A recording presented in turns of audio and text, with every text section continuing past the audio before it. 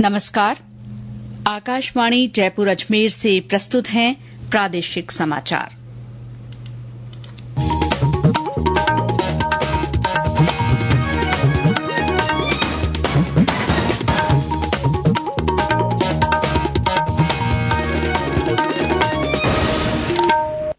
मुख्य समाचार।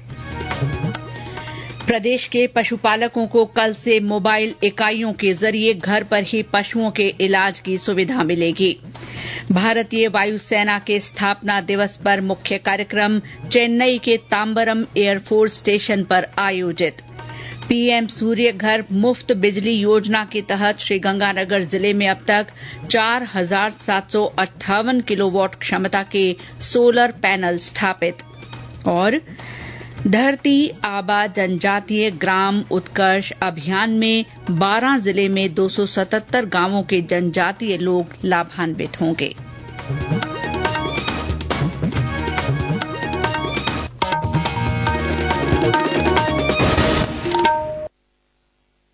समाचारों के साथ मैं शीला चावला। और अब समाचार विस्तार से। राज्य में पशुपालन विभाग की मोबाइल इकाइयों के लिए कल से जयपुर में कॉल सेंटर शुरू हो रहा है। पशुपालन और गौपालन मंत्री जोराराम कुमावत और राज्य मंत्री जवाहर सिंह बेढ़म इस दौरान मौजूद रहेंगे। पशुपालन विभाग के शासन सचिव डॉ समित शर्मा ने बताया कि केंद्र सरकार की योजना ESVHD और MVU के तहत प्रदेश में 536 मोबाइल वेटरनरी यूनिट के माध्यम से पशुपालकों को उनके घर पर पशु चिकित्सा सेवाएं उपलब्ध कराई जाएंगी। राज्य में प्रत्येक 1 लाख पशुओं पर एक मोबाइल वेटरनरी यूनिट काम करेगी। उन्होंने बताया कि अभी तक ये यूनिट अपने तय रूट पर शिविर लगाकर पशुपालकों को अपनी सेवाएं दे रही हैं। कॉल सेंटर शुरू हो जाने से पशुपालकों को उनके दरवाजे पर ही पशु चिकित्सा सेवा मिल सकेगी। इस कॉल सेंटर का हेल्पलाइन नंबर 1962 है, जिस पर फोन कर पशुपालक इन सेवाओं का लाभ ले सकते हैं। भारतीय वायुसेना आज अपना स्थापना दिवस मना रही है। मुख्य कार्यक्रम चेन्नई के तांबरम एयरफोर्स स्टेशन पर आयोजित किया गया। इस मौके पर थल सेनाध्यक्ष जनरल अनिल चौहान ने झंडा फहराया। वायुसेना प्रमुख AP सिंह ने परेड का निरीक्षण किया और उत्कृष्ट प्रदर्शन करने वाली वायुसेना यूनिटों को प्रशस्ति पत्र और पुरस्कार प्रदान किए। एयर चीफ मार्शल ने कहा कि कई मोर्चों पर वायुसेना ने अपनी अद्भुत क्षमता का प्रदर्शन किया है। उन्होंने कहा कि वायुसेना का तरंग शक्ति युद्धाभ्यास 61 सालों के अंतराल के बाद फिर से भारत में आयोजित किया गया। इसमें 30 से अधिक देशों ने भाग लिया।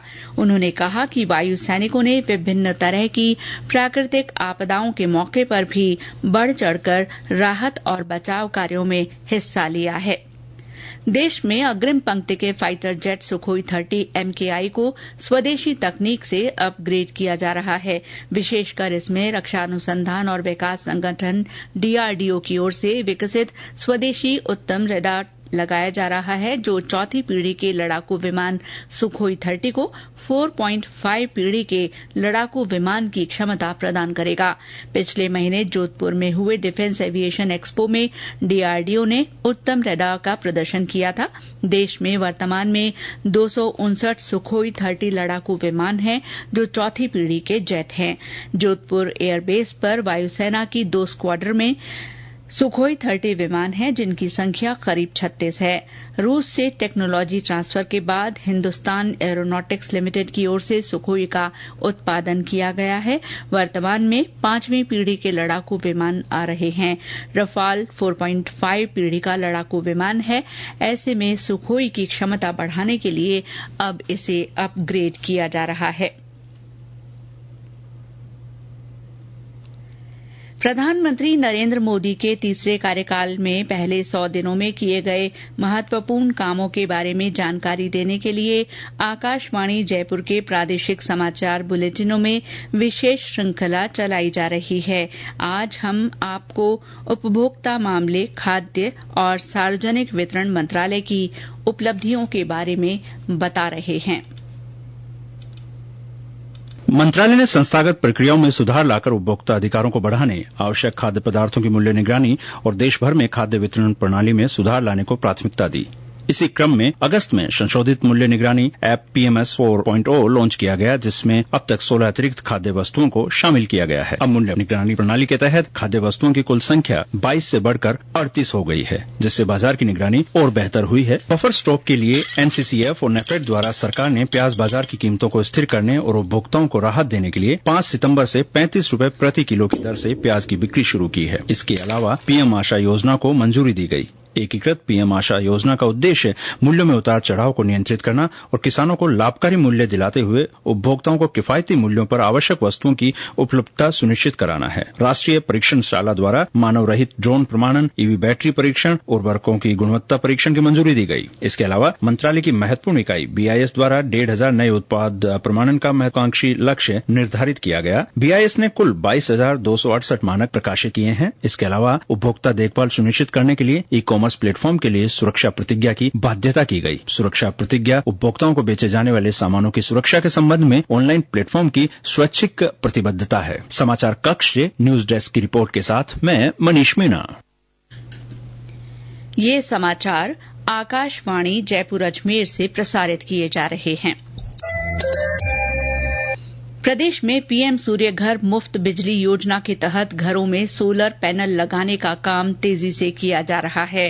श्रीगंगानगर में इस योजना में अच्छा काम हुआ है। हमारे संवाददाता ने बताया कि जिले में अब तक 4,758 किलोवाट क्षमता के सोलर पैनल स्थापित किए जा चुके हैं। घरों को मुफ्त बिजली उपलब्ध करवाने के उद्देश्य से शुरू की गई PM सूर्य घर मुफ्त बिजली योजना आम जन के लिए राहत की किरण बनकर आई है। योजना के तहत छत पर सोलर पैनल लगवाने पर उपभोक्ताओं को 78,000 रूपए तक की सब्सिडी दी जा रही है। जिले में अब तक योजना के तहत पोर्टल पर 5,590 आवेदन आए हैं। इसके बाद 829 आवेदकों के कनेक्शन जारी कर दिए गए हैं। अब तक 4758 किलोवाट क्षमता के सोलर पैनल स्थापित किए जा चुके हैं। योजना के तहत 40% सब्सिडी के लिए आवेदन किया जा सकता है। जितेंद्र शर्मा, आकाशवाणी समाचार, श्रीगंगानगर। बारां जिले में केंद्र की महत्वाकांक्षी योजना धरती आबा जनजातीय ग्राम उत्कर्ष अभियान के लिए आज समीक्षा बैठक हुई। प्रधानमंत्री नरेंद्र मोदी ने महात्मा गांधी जयंती के अवसर पर 2 अक्टूबर को इस अभियान की शुरूआत की थी। इस योजना से बारां जिले के जनजातीय बहुल गांवों के परिवारों को विकास की मुख्य धारा में शामिल कर उनकी सामाजिक आर्थिक स्थिति में सुधार करने के लिए काम किया जाएगा। जिला कलेक्टर ने बताया कि अभियान के तहत जिले में 8 ब्लॉकों के 277 गांवों में जनजातीय समुदायों को लाभान्वित किया जाएगा। अभियान के अंतर्गत 17 मंत्रालयों के समन्वित प्रयासों से 25 योजनाओं पर काम किया जाएगा। इसके तहत जिले के जनजातीय लोगों को लाभ पहुंचाने के लिए शिक्षा, स्वास्थ्य, सामुदायिक बुनियादी ढांचा और आजीविका को प्राथमिकता दी जाएगी। जनजातीय मंत्रालय की विपणन संस्था ट्राइफेड की ओर से जयपुर में आयोजित आदि बाजार का आज उद्घाटन किया गया। जनजातीय संस्कृति को प्रदर्शित करने के प्रयासों के तहत ये आयोजन किया जा रहा है। ये उत्सव 15 अक्टूबर तक चलेगा। ट्राइफेड के क्षेत्रीय प्रबंधक संदीप शर्मा ने बताया कि आदि उत्सव में देश भर से 50 से ज्यादा आदिवासी कारीगरों और शिल्पकारों के उत्पाद बिक्री के लिए प्रदर्शित किए गए हैं। उन्होंने बताया कि इसका मकसद जनजातीय कलाकारों को एक प्लेटफॉर्म उपलब्ध कराकर उनके सामाजिक आर्थिक विकास में सहयोग करना है। हम आदि बाजार आयोजित कर रहे हैं, जो ट्राइफेड जनजातीय मंत्रालय के सानिध्य में ये कार्यक्रम आयोजित किया जा रहा है। इसमें पूरे इंडिया भर के हमारे हस्तशिल्प कारीगर आए हुए हैं। इसमें राजस्थान के भी हमारे कारीगर हैं, छत्तीसगढ़ से आए हैं, उत्तराखंड से आए हैं, के अलावा मध्य प्रदेश से आए हैं, वेस्ट बंगाल से आए हैं, नॉर्थ ईस्ट से आए हैं। हमारा जो कार्यक्रम है वो 8 अक्टूबर से 15 अक्टूबर तक चलेगा और इसका जो टाइमिंग है वो सुबह 10 बजे से लेके शाम को 9:30 बजे तक रहेगा। टोंक जिले के अविकानगर में स्थित केंद्रीय भीड़ और ऊन अनुसंधान संस्थान मालपुरा में राष्ट्रीय पशुधन मिशन योजना पर कार्यशाला आयोजित की गई। केंद्रीय पशुपालन और डेयरी राज्य मंत्री SP बघेल के मुख्य आतिथ्य में आयोजित ये कार्यशाला भेड़, बकरी और खरगोश पालने वाले उद्यमियों पर केंद्रित रही। केंद्रीय मंत्री ने अविकानगर संस्थान के कार्यों का जायजा भी लिया। इस मौके पर राज्य के पशुपालन और गौपालन मंत्री जोराराम कुमावत और जलदाय मंत्री कन्हैयालाल चौधरी भी उपस्थित थे। सवाईमाधोपुर जिले में सुरक्षा सखी संवाद पखवाड़े के तहत आज पुलिस अधीक्षक ममता गुप्ता की अध्यक्षता में कार्यशाला का आयोजन किया गया। पुलिस अधीक्षक ने बताया कि पुलिस प्राथमिकताओं में महिला सुरक्षा विषय को प्राथमिकता दी गई है। इसी दिशा में महिलाओं और बालिकाओं में स्वयं की सुरक्षा के प्रति जागरूकता लाने, उन्हें सुरक्षित वातावरण देने के उद्देश्य से 5 अक्टूबर से 20 अक्टूबर तक सुरक्षा सखी पखवाड़े का आयोजन किया जा रहा है। इसके तहत प्रत्येक थाने से अधिकतम 3 सक्रिय सुरक्षा सखियों को अभियान में भाग लेने के लिए चिन्हित किया गया है। प्रत्येक थाना स्तर पर इस अभियान की निगरानी के लिए एक नोडल अधिकारी नियुक्त किया गया है, जो चिन्हित सुरक्षा सखियों के संपर्क में रहकर उनके द्वारा किए गए कार्यों की समीक्षा करेगा। उन्होंने बताया कि पखवाड़े के तहत चलाए जा रहे जन जागरूकता अभियान के बाद प्रत्येक जिले में सराहनीय कार्य करने वाली 5 सुरक्षा सखियों को रेंज स्तर पर सम्मानित किया जाएगा।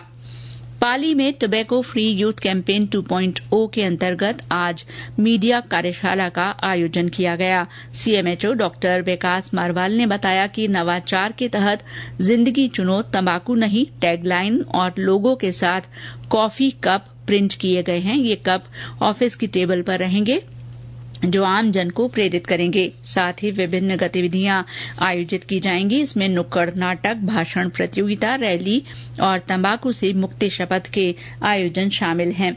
साथ ही तंबाकू मुक्त ग्राम पंचायत और तंबाकू नियंत्रण एम्बेसडर नामित किए जाएंगे। अलवर में भी आज इस अभियान के तहत मुख्य चिकित्सा और स्वास्थ्य अधिकारी डॉक्टर योगेंद्र कुमार शर्मा ने मीडिया को विस्तार से जानकारी दी। झालावाड़ में टोबैको फ्री यूथ कैंपेन 2.0 के अंतर्गत आज जिला कलेक्टर ने कैंपेन के लिए बनाए गए सन बोर्ड का विमोचन किया। साथ ही तंबाकू निषेध की शपथ दिलाई गई। और अंत में मुख्य समाचार एक बार फिर।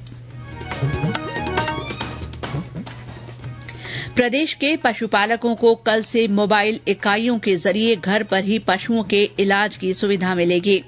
भारतीय वायुसेना के स्थापना दिवस पर मुख्य कार्यक्रम चेन्नई के तांबरम एयरफोर्स स्टेशन पर आयोजित हुआ। पीएम सूर्य घर मुफ्त बिजली योजना के तहत श्रीगंगानगर जिले में अब तक 4,758 किलोवाट क्षमता के सोलर पैनल स्थापित किए गए हैं। और धरती आबा जनजातीय ग्राम उत्कर्ष अभियान में 12 जिले में 277 गांवों के जनजातीय लोग लाभान्वित होंगे। इसके साथ ही प्रादेशिक समाचार बुलेटिन समाप्त हुआ। नमस्कार।